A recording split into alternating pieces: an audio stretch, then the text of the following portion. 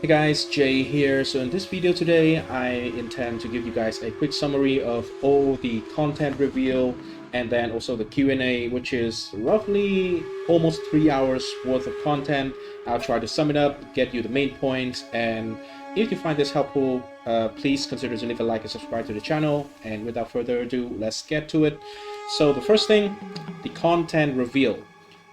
Biggest thing, we are having a new class. This is the Huntress. It is using a spear, combo focus. It has quite a lot of mobility in and out of combat, and the spear as a weapon has skills that are melee and then also range. So you can just use all of them together, or as usual, you can just use one of them to the maximum potential.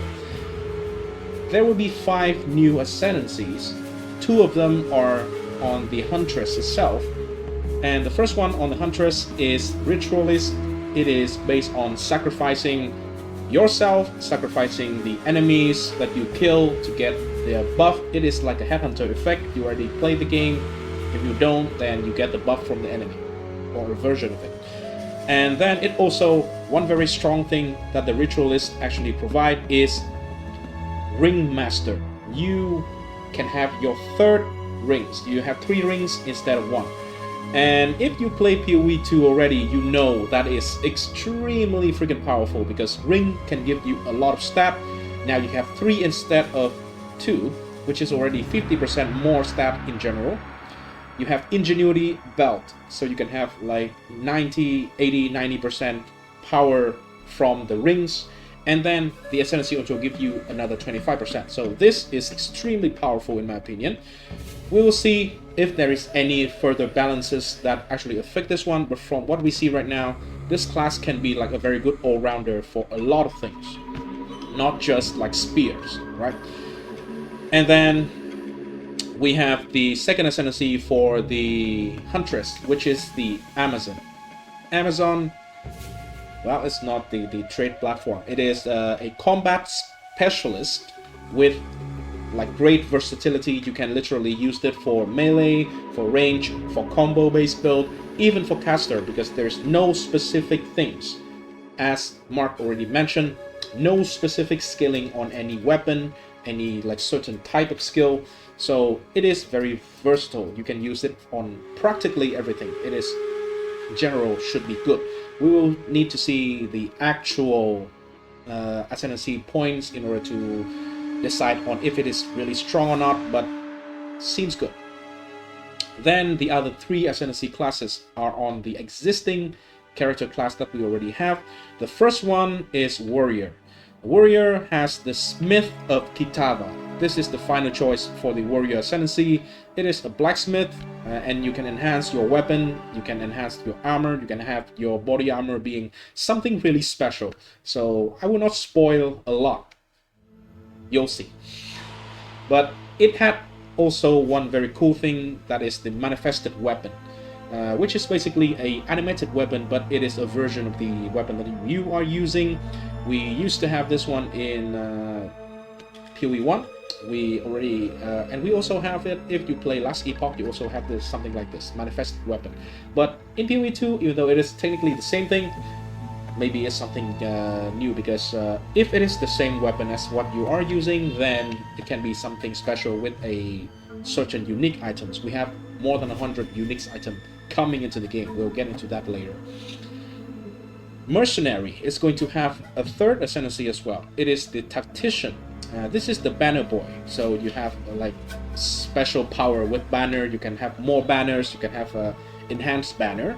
And from what I've seen in the trailer, it can call artillery fire from your minions off screen, which doesn't exist, and the thing seems to deal no damage to the monster. I don't understand. Maybe it's just a mistake.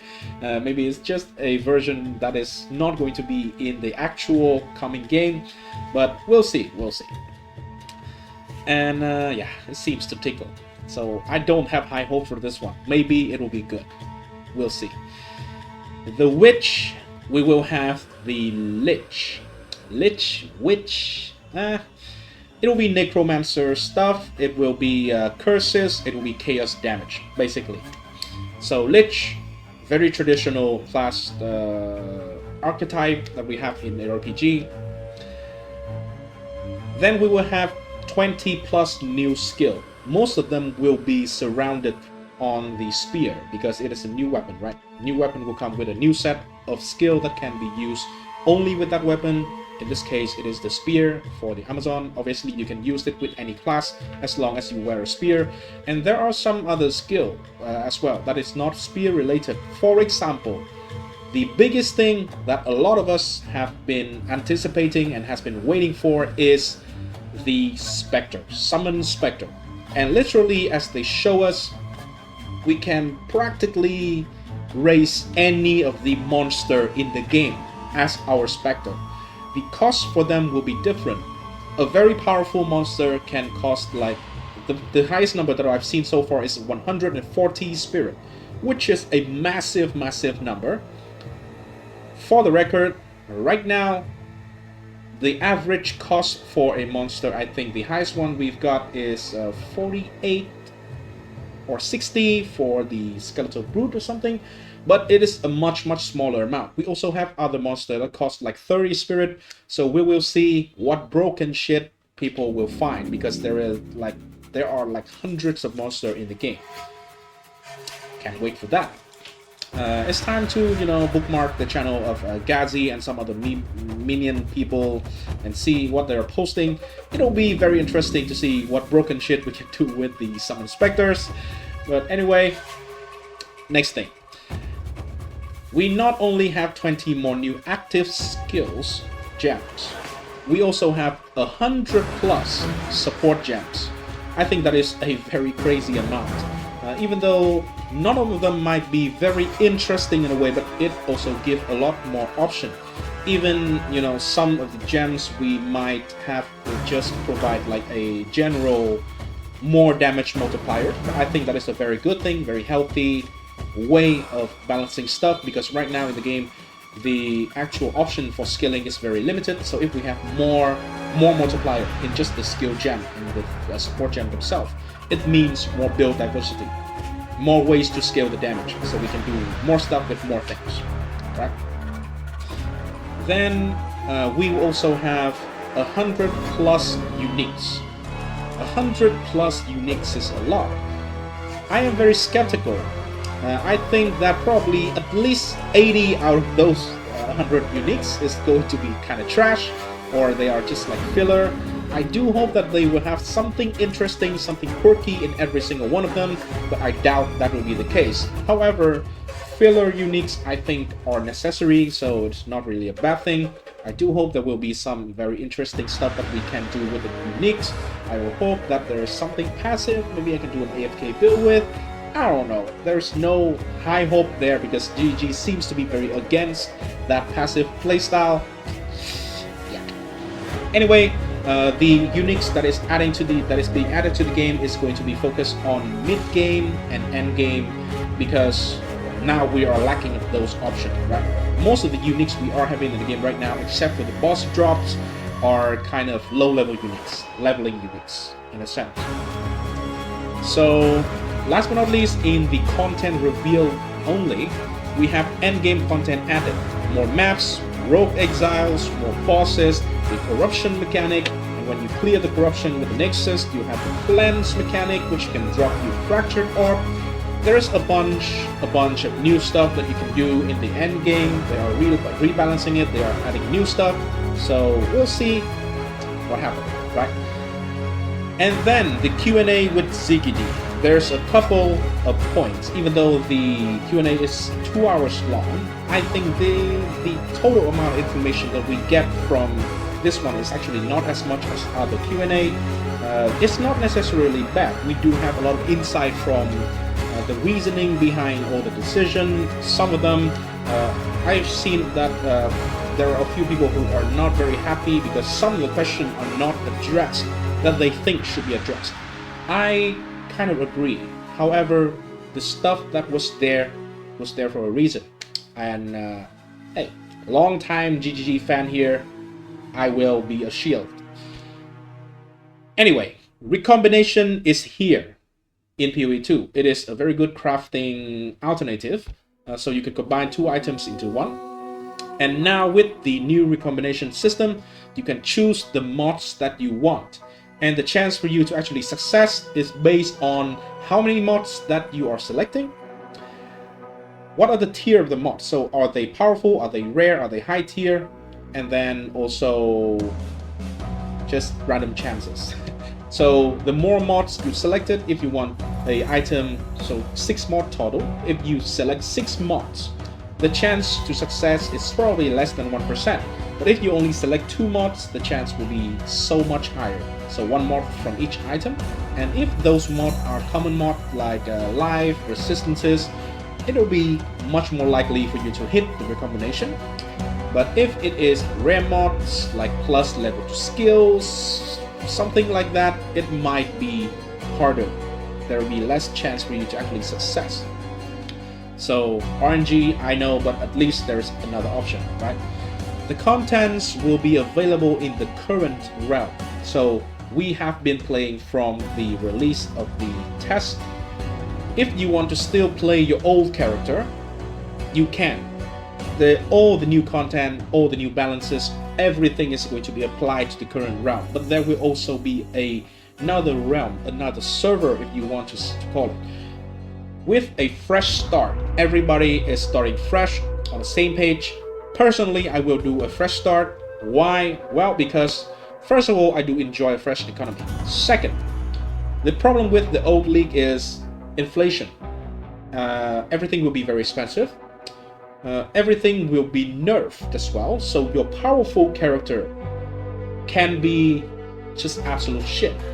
So unless you already have an insane amount of just raw currency saved up, and I am assuming that those currency that you are saving up will not lose any value, then you are in to a lot of trouble if you want to continue, because you need new gear, you need new build.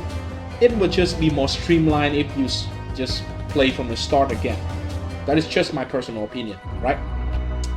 The Huntress class has a lot of changes from what it first looks like.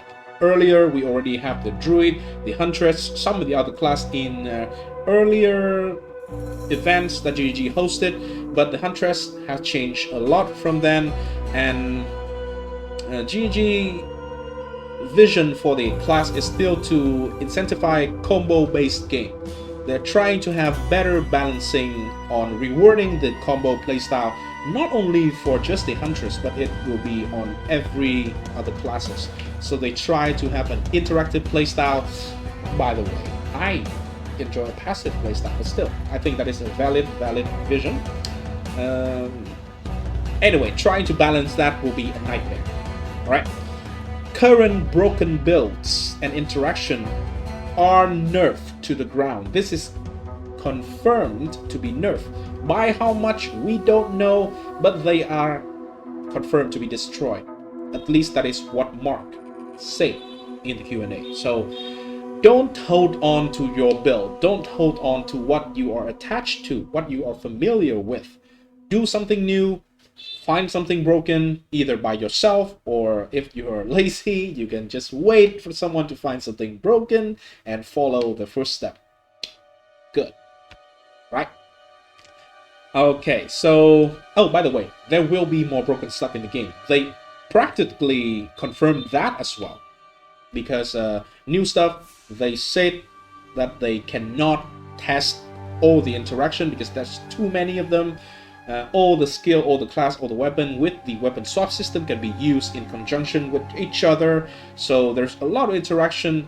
They try their best to avoid too many broken stuff in the game, but there will be broken stuff in the game. And by the way, if you want to watch out for those broken stuff, well, my recommendation is to find a certain catboy and a certain masturbator and watch them. They will be the one who kind of is very early on spotting or snitching the broken stuff. So you can enjoy that for yourself. Anyway, Roa is the mount. We already know that from the previous content release, which is the first. But it now is actually in the game in upcoming 0.20. Roa is going to cost 60 spirit, so it is a big aura, big reservation. It's not an aura, it's a big reservation. It will allow you to, if you are on the rower, you will not have a penalty to movement speed when you are using skill. When you are attacking, when you're casting, no penalty. So it is going to be a clear speed monster. However, it can be nerfed. Jonathan said he likes it, but if it is too broken, don't get attached to it, right? Anyway, on Unique's design philosophy. So Uniques, they confirmed that they designed the Uniques without a price tag in mind. So they don't care about how expensive they are in the game. As you can see on the screen here, actually the Combing Calamity is a very good example of a potentially very powerful Uniques. They don't care about the price tag it is going to be. That is for the player, for the market, for the game to decide itself on each league. They just design the Unique in a sense that either they are going to be powerful leveling stuff, so they are going to be very powerful if you pick them up on the right level, and it'll make you a god for a while, or it would do something interesting, something quirky, something unique, something fun. And it is up for the players to find good interaction or broken interaction to use them. That would define the price of an item, right?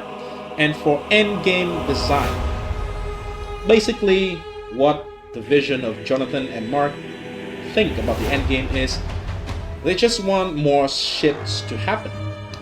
They make less tower, but they are more powerful, so you run less tower, but you get the same or more buff from the actual towers. And the end game progression is going to be more streamlined. The Atlas progression is going to be more streamlined. No longer is the day where we have to grind 10 maps of a certain tier to get the specialization book. We just need to do the Nexus in the Atlas. Well, I cannot wait to complain about I cannot find a Nexus and I cannot get anywhere. I cannot wait for that to happen. It will be very funny because we used to have that problem with Citadels, right? I would imagine that Nexus should be more common because they are tied to the corruption mechanic. So we see that everywhere, kind of. And anyway, those are all the things that I picked up from the content update, from the content reveal, and then from the Q&A. Let me know what you think. I also, final thought, right? The game will still be kind of broken, I think, in many ways, because it is still very early phase of the game. It is already very complicated and will get more complicated. Yeah. But at least GG is being kind of honest. They actually publicly say that the players are being used for testing. Not the exact words, but pretty much they are saying that. We are the testers for the game.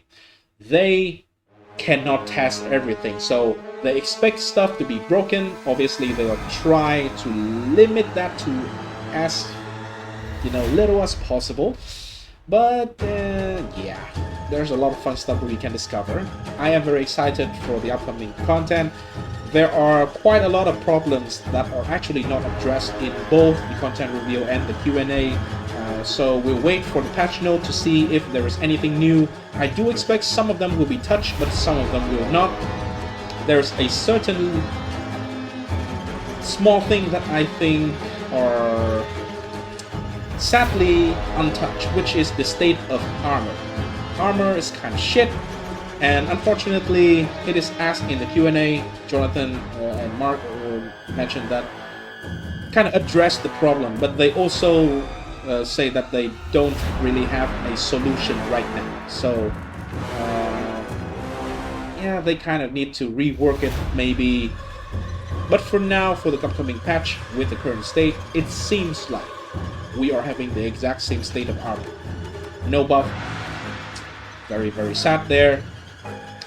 So yeah, I am very hopeful. I am very hyped for the upcoming week. So I can grind the shit out of the game. And yeah. So let me know what you think about the patch. Will you be playing? What will you be playing? You are going to play a new thing. I personally, I would jump directly into the Huntress. because I think it'll be broken. The new stuff is probably shiny and stronger.